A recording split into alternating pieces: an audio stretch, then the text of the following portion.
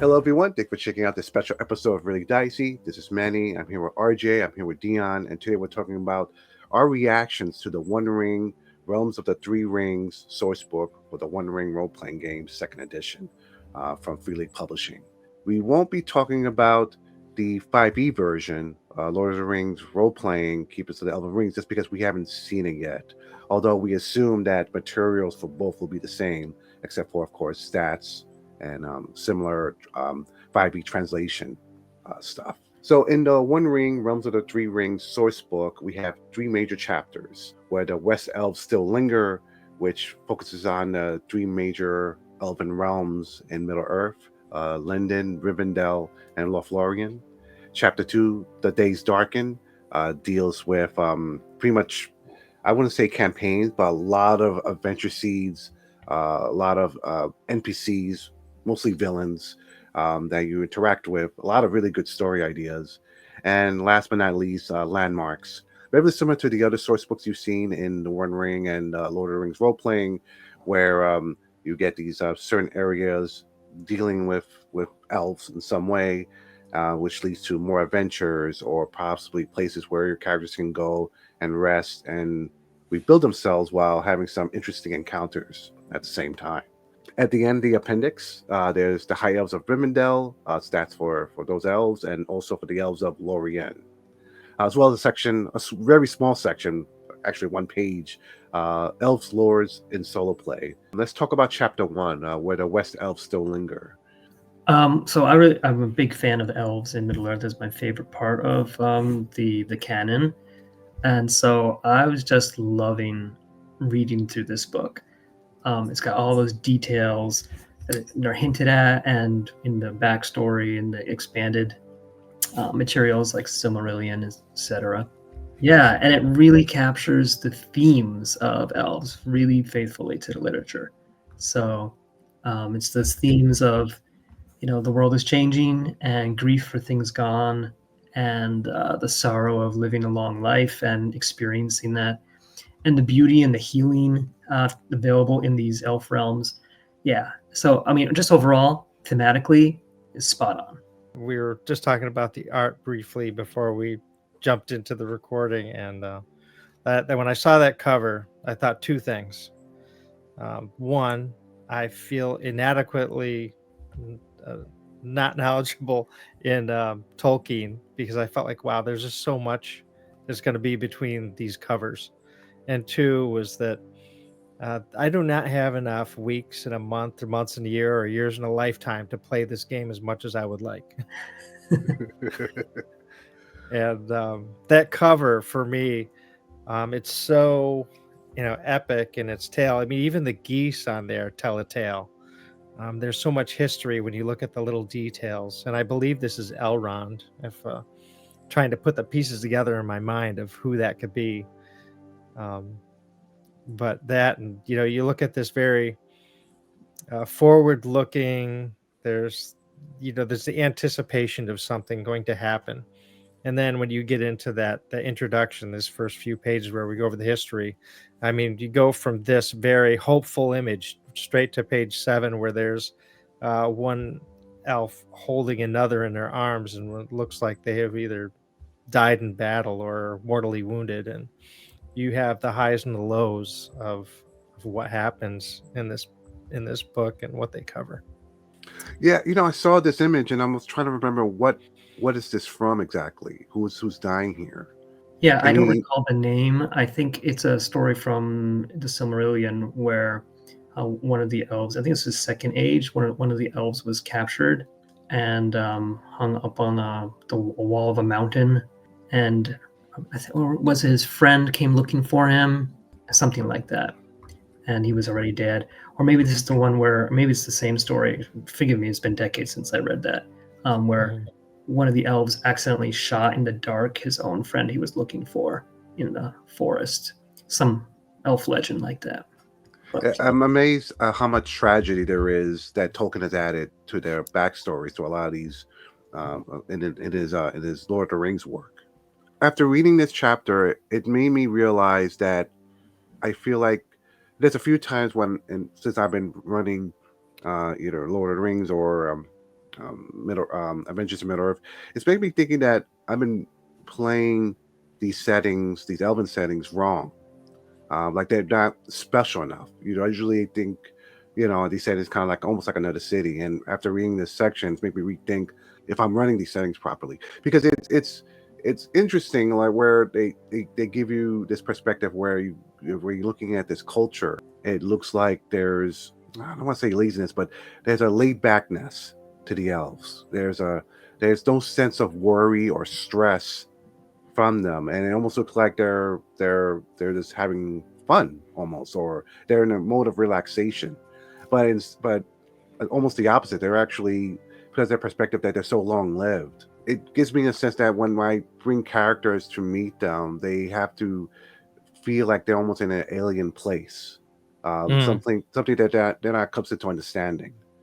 And if there's elven characters there, I have to kind of figure out how to make that work as well, so that they may understand what's going on. But how does that, when they talk to their the other players, how does that work exactly? And that's something I have to really really think about. But yeah, it makes me really rethink how I'm running elves in my stories. Do you both feel the same way, or? Yeah, absolutely. I think that's what this book does really well. Is it says, hey, if you're going to use elf locations, use them right. And the way to use them right is to say they're not accessible to everybody, right? We're kind of used to the mix everything together sort of approach that's very popular in other role-playing games, where Middle Earth, there's a lot of separation and misunderstandings between the cultures. And like you said, the elves' concerns are not the concerns of other people. Like these are small problems. Human problems are small problems to them. They're thinking about thousands of years, not people who live 80 years. So I love that for each location, they say, hey, if you're going to try to go here, like, here's what that experience is like, just arriving. Will you be welcomed? Will you be warned off? Can you even find the place? I'm happy that they tell us that you can't find Rivendell. It's not on the map, right? And even if you know where it is, you're still not going to be able to find it because it's hidden. Yeah, there's rules, though. They give you that. Yeah, you have to search for it, and even searching for it. Yeah. So I'm glad they set the record really straight on that. And also about Linden, the Grey Havens, going there, what's that like? Now that's, I think, new invention, but I think they did it really well. Yeah, there's a part about Linden where they speak of Nevland, and it says what unifies the city is the ubiquitous presence of greenery, from tall trees and lush shrubs, potted flowers, and fragrant herbs. The elves of Nevland share a profound love of growing things, which are beautifully arrayed and displayed in every corner and on every windowsill. And it's just very picturesque. And when they, if anybody who's ever run a game and you've written things down and come up with all this backstory, this book does feel like one of those things that you'll never share it all with the players during the course of an adventure, but it's there to take from and just drop in where it feels right. And if a player ever read it, then they would get a true, bigger feel for what this is like. Like, you're saying it's very unique. Each location is very special. Yeah, and I think the rules are all written to support that theme, which I really liked. So you get these special capabilities for when you do visit these elf realms. So you can heal better, you can recover, but also you lose your sense of time. You can spend longer than you expected somewhere because time feels different there. So altogether it works great, not just like the narrative, but also the rules are really, really supporting that narrative. I just love it. I think this book is one of my favorites. I never realized, it's subconsciously maybe I did from reading and watching movies, but it never occurred to me how secretive elves are. Pretty much Great Havens is pretty much how as far as you can go in Linden, before they wondering what you're doing. Lothlorien, good luck with that. And Rivendell, it's again just as secretive, but different. And it's interesting how, like, at the same time, these are great places for healing. I don't think. I mean, correct me if I'm wrong. I don't think there's any other place that I've seen where you could heal a shadow scar, and there's certain ways you can do Yeah. so. In this book that they reveal, and I'm like, wow, that's amazing. Well, it makes me think that players want to find these places if they're succumbing to shadow, but it may not still be not as easy to find these places as well. So it's almost like a quest in itself. Yeah, and it's very useful because I mean, I'm playing a high elf of Rivendell, and you don't get to get rid of shadow very easily. No, So not as an elf. yeah, so these places are really, it's really great to have them. Yeah, I feel like this book for me did two things. It took the map of Eriador and it feels like it just stretched it out and it made it feel even bigger because it really took these special locations and it made them more than a dot on a map. You know, it just now I felt like I'm really zoomed in. I can see so much more to the culture that now the rest of the map feels like it's just all that much bigger to me. and and the fact that the elves they were always supposed to be this sort of a superior sort of being, that the fact that you have this magnified healing capability and this so exclusive nature to their lands, it just makes that feel even more, acute in that sense of what they are and who they are. Mm. Yeah, it's quite a contrast to the Tales from Eriador or Lone Lands books, where everything was so hopeless and falling apart. And in these cases, there's still a lot of like grief and sadness about the past and the future, but there's also like a lot of like, this is a beautiful place. There's a hope and help here, and it's quite a contrast. It's funny because it makes me feel like Peter Jackson really kind of got it right, where in all the movies, when you went into Rivendell and you went to Lothlorien, they were very, like you're saying, there was hope and there was beauty in contrast to whatever was going on in the rest of those adventures of these hobbits. This book does a great job with descriptions, even for things I don't think needs that much description for. Like for example, in Rivendell, there's a number 2 in the map. They talk about the bridge, and it's just talking about the bridge and its history and why the elves delight in it. But it mechanically or anything, it doesn't serve a purpose. There's no like, if you go across this bridge, have them roll this dice, see if it breaks. Nothing like that. There's no danger to this bridge whatsoever. It's just a great bridge that has historical meaning, and they give it a good amount of time to write and describe this. And I thought that was really interesting. Yeah, as a lore master, that's super super helpful because it helps you to set the setting, right? You don't have to come up with it yourself, and then you can tie that into anything that's happening. So if there's a dialogue happening with the player characters and non-player characters, and you can tie in these details, it just makes the world so much more rich. Each of those locations has a distinct character feature, with a corresponding table to roll on. So you can have those random events for if it's either the merchant stalls or Mm-hmm. whether it's the meetings in Rivendell. Yeah. So, and what is it? The form, the living memories from Lothlorien. Yep. So, yeah, there's very special, unique things you can experience only in those locations. Yeah, and there are some benefits too to players that are sprinkled here and there as well, with rule benefits, I would say. So, like for example, if you compose a song in the fire hall, the hall in Imladris that has the big fire, the Great Fire Hall, like you get an extra dice when you perform that song elsewhere.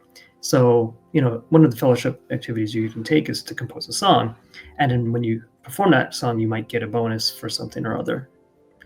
So it's useful to have an extra help there. So it's more meaningful if you do that specifically in Rivendell. Um, and then you've got the different sorts of drinks that are available or foods that are available that might help you with this or with that.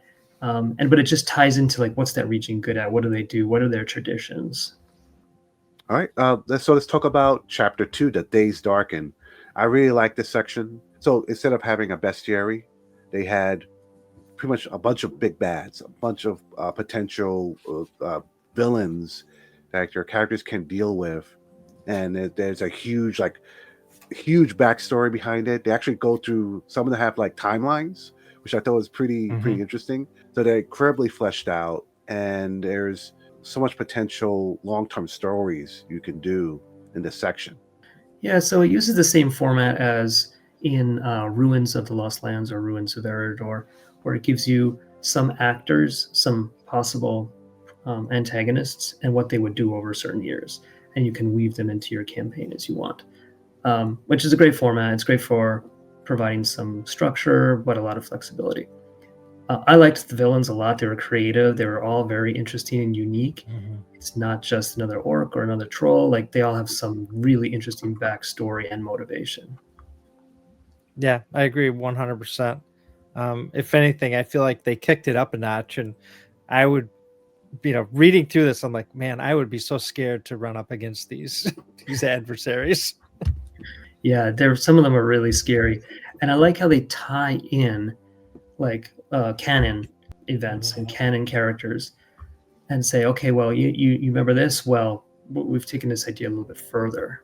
If you've ever read the books and you feel like, well, what's the rest of this wonderful world like? Well, this is it. It's really getting fleshed out, and you can just dive into it and just experience everything that was not in the books. It was not in the movies that are happening everywhere else in this series.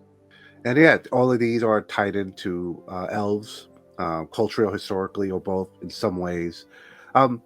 Before I talk more about that, is it just me, or does it seem like this book has more, like, I want to say, I don't want to say magic items, but it feels like it has more, like, I mean, for example, even in the first chapter, they have like liquor.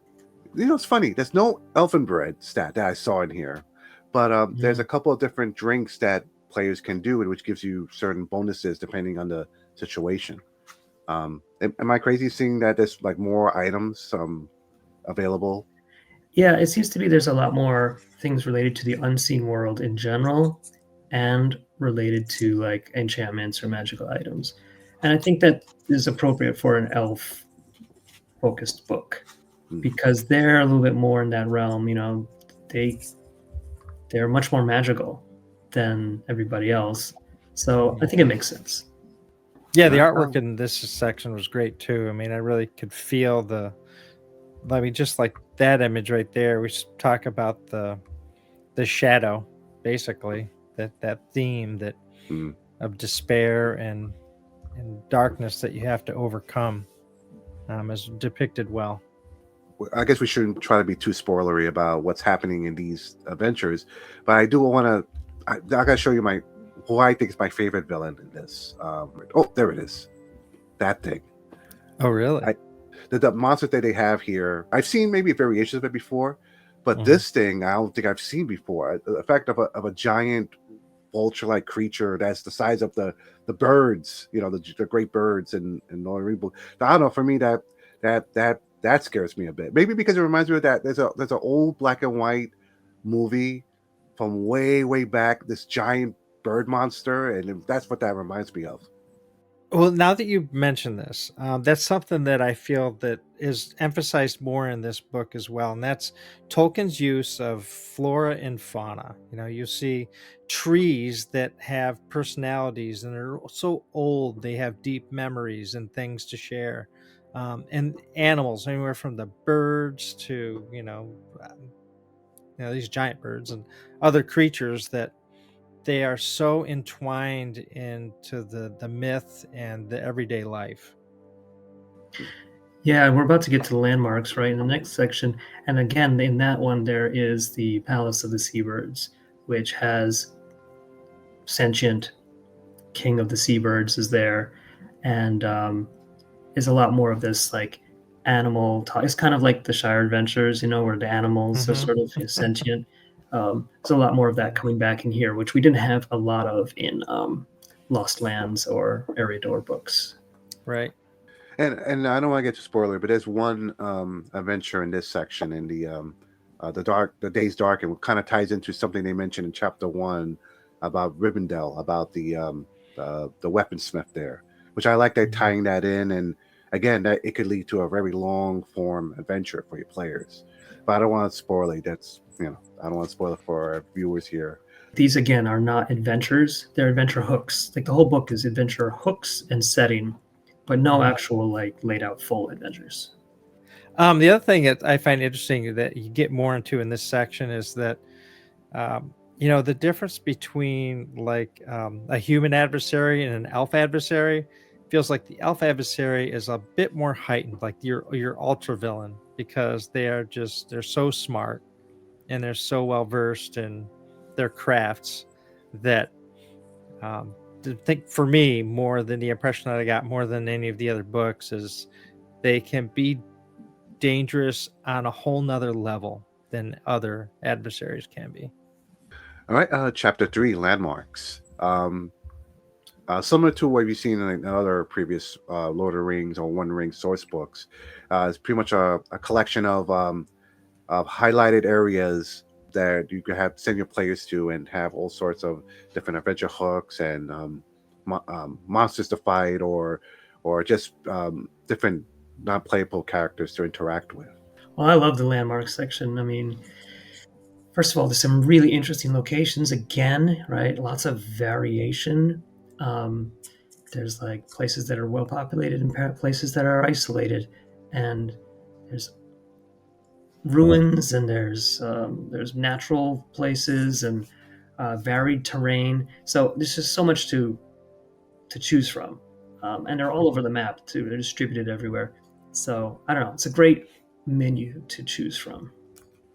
Yeah, I think that if anything for me about these is to make sure that if I'm lore keeping an adventure, or even doing Strider mode with Jimmy when we're off kind of just doing our own thing, is to not just run through these areas on a map without realizing, oh yeah, there's actually something really special there, and we just skipped it. So I think that maybe as a lore keeper, it would be good to just be more aware of what locations are where, what they have to offer, so that you don't miss something, or like miss an opportunity, or if what your current plans or adventures are, you don't get maybe sidetracked with something else. Yeah, the landmarks, they follow the same format as they have in the core rulebook and the other supplements. You get your rumors and your old lore, you get the whole map and all the location information. And then, of course, I think the most important part is you get the schemes and troubles paragraphs, and that's sort of where the plot happens. And there's suggestions for plots again. They're not like actual adventure in this area. It's like, hey, here's 3 possibilities for this area where things could go wrong or challenge your players in some way.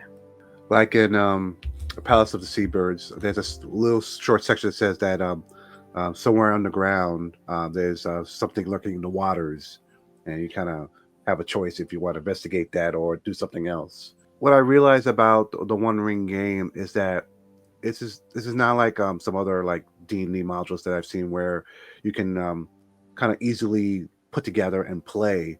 A lot of these, in my opinion, you need to do homework. You need to kind of study the area and be prepared what your players may encounter and what they choose to do. Like again, with the Palace of Seabirds, there's a lot happening here, and if someone said, "Hey, you want to play this?" and give me 15 minutes, I would have a hard time, because I have to really. This is something I really need to think through a little bit.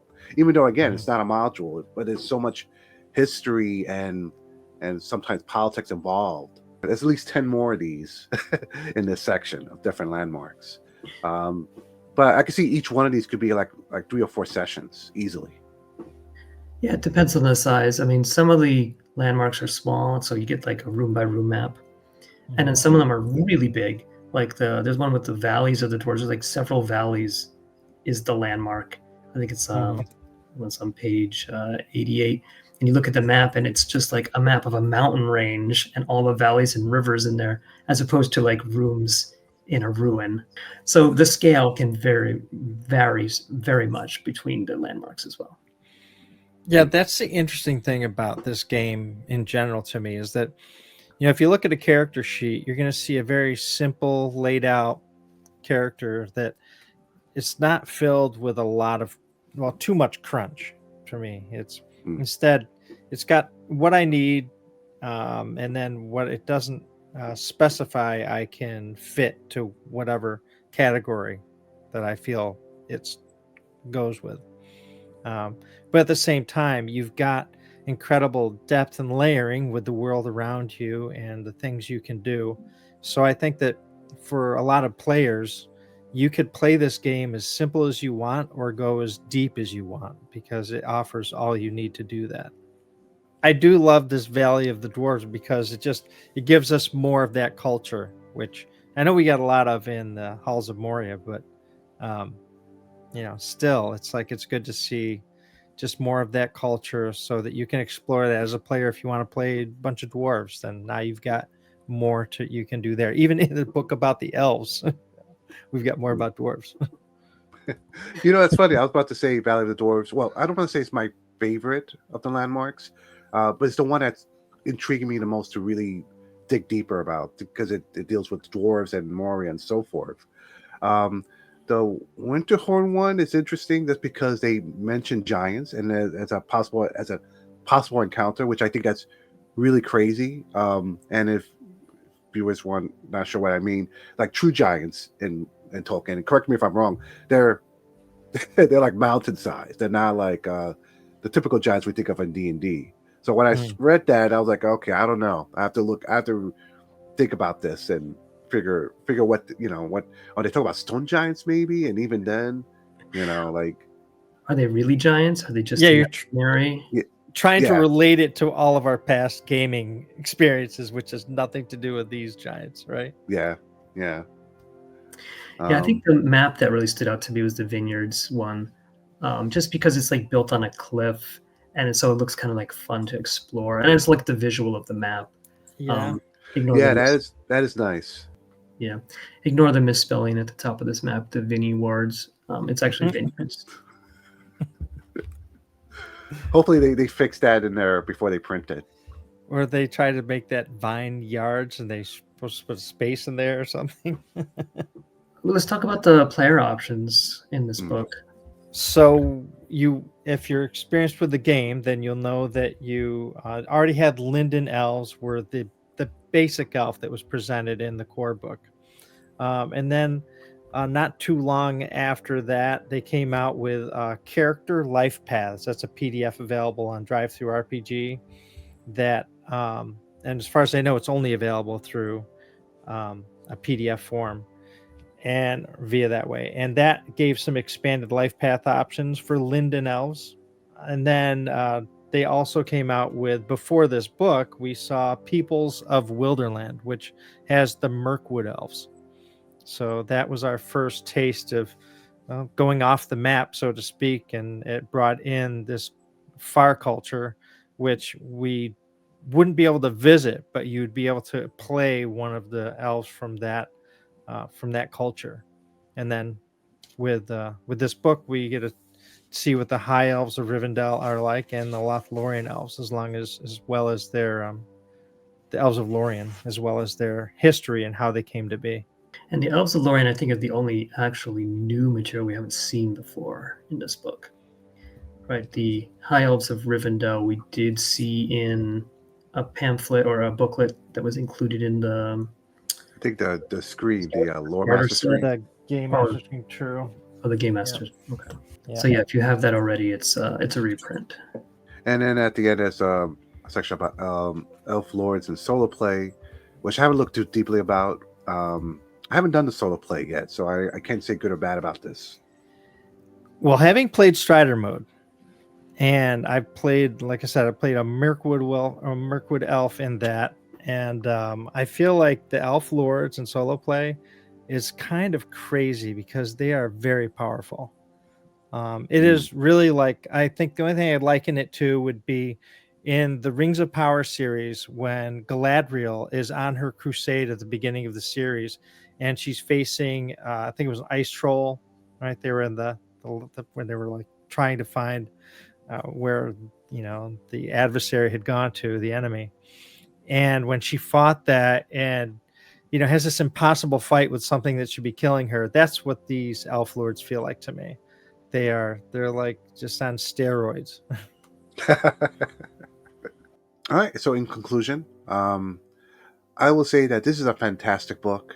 It's opened up my eyes to the idea of how wonderful Elven society and culture could be in Lord of the Rings, and challenges me that when I use these settings again for my players, that to keep a better mindful of what it really like to be in these areas, and to remember that these areas are wonderful, like one full of wonder, like almost, I don't want to say Alice in Wonderland. That's, to me, Alice in Wonderland is kind of chaotic, but there's to me, like, even though Lord of the Rings is known to be not high magic, these areas are the most magical, probably in all of Middle Earth, outside of of course, the what's beyond the sea. Yeah, I think so I love the elves. I know that they're, even though they're kind and etc., they're also aloof. And this really, so characters should probably be playing a little bit aloof, which can be kind of annoying to us as players. But yeah, that's how they are.